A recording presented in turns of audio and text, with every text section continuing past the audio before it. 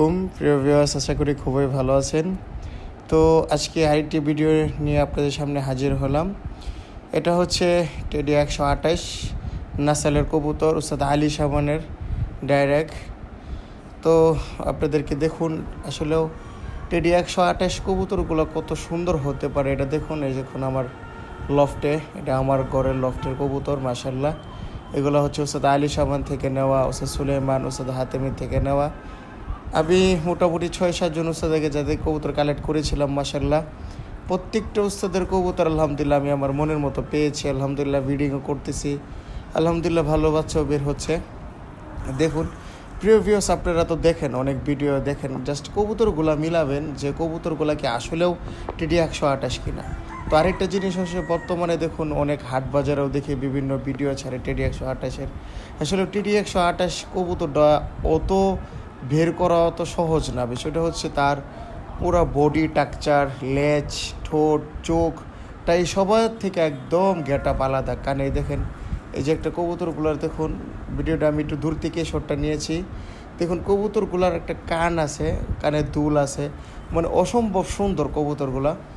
মানে এগুলার যেরকম ফ্লাইও দেখুন, একটা আপনারা যে আমরা ম্যাক্সিমাম খাড়া কবুতর অনেকে বলি যে ফ্লাই করে না বেকা, দেখুন এই কবুতরগুলো অত ম্যাকচুয়ালি অত খাড়াও না, ডাইরেক্ট হচ্ছে তার যতটুকু দরকার সে ততটুকুর ভিতরে সীমাবদ্ধ। একটা কবুতর যতটুকু তার স্ট্যান্ড ক্যাটাগরি থাকলে সে উঠতে পারবে এবং দাঁড়াইতে পারবে, সে মানে সব দিক দিয়ে পারফেক্ট। কিছু কবুতর আছে একদম গলা অতিরিক্ত কষে উল্টা যায়, আসলে ওটা আমার ভালো লাগে না।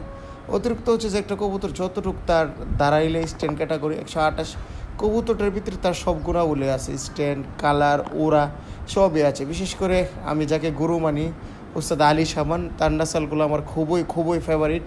তো আল্লাহ চাহে ইনশাল্লাহ সামনের মাসে আরেকটা শিপমেন্ট হচ্ছে।